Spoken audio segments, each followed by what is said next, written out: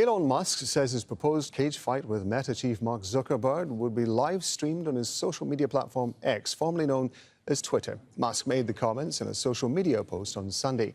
He added that all proceeds would go to a charity for veterans. Facebook's parent company Meta has yet to respond to the comments.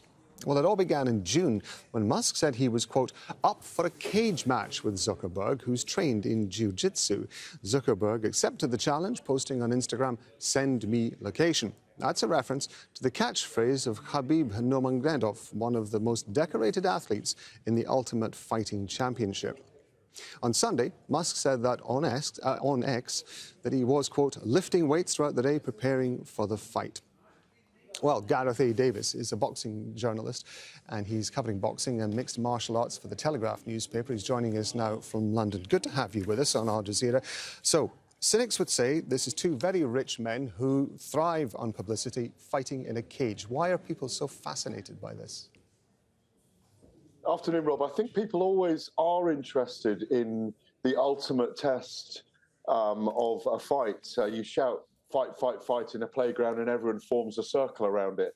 It used to be the emperors putting the gladiators in the Colosseum to fight, but this really is two emperors having a fight. It's the ultimate test for two of the richest and most well-known men on the planet. At the moment, there's a lot of influencers taking part in boxing matches and mixed martial arts matches. We had one last night with the American influencer Jake Paul against a former UFC star, Nate Diaz, in a boxing ring. I just think, weirdly, this may end up, if it does happen, as the biggest and indeed richest fight we've ever seen in combat sports. The two richest so far involve the great American Floyd Mayweather against Manny Pacquiao, which generated 600 million, 700 million US dollars, and Mayweather and the UFC star Conor McGregor.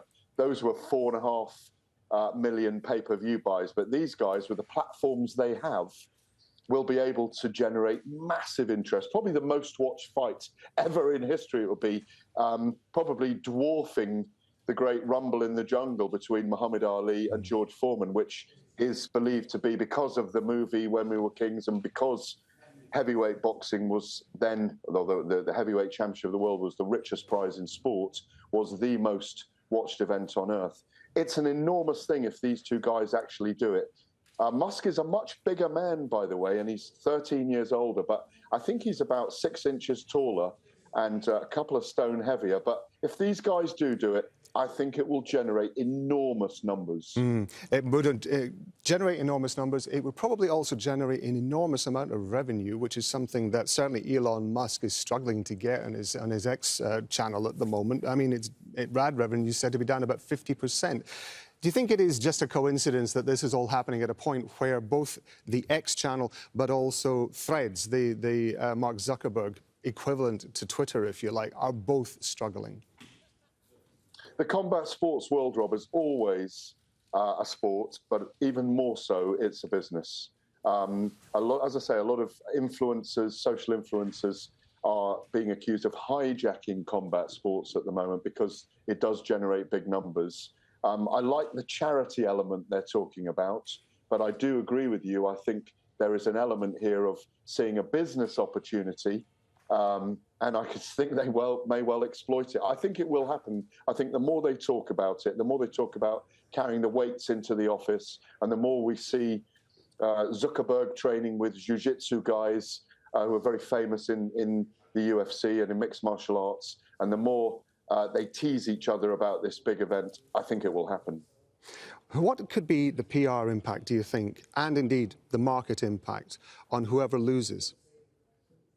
Oh, it's a big, swinging big man competition. There's definitely major bragging rights for the winner, and maybe a call for a rematch, which is what happens in fight sports, for the loser. There is a lot to lose for both men here as well, but an awful lot to gain. I think, these guys have proven that they're the richest men in the world for a reason, and if they exploit the platform, if you like, of combat sports, it wouldn't surprise me if they were successful at it and it generated enough interest and people enjoyed it enough as sports entertainment. Wouldn't surprise me to see them doing it again. And all the other billionaires then saying, well, why don't we create a league?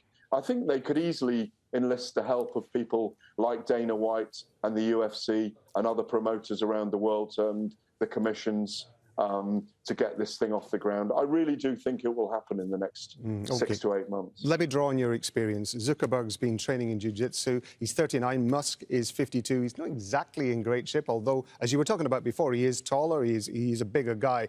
In your estimation, who's going to win? Well, it's a bit like picking who'd win out of you and I right now if we had a street fight or went into a cage. I think it is a pick-em, but I'm going to go for the smaller, younger man, Zuckerberg, to get a submission on the ground, to get Musk down, choke him out, get him to tap, and walk away with the winnings.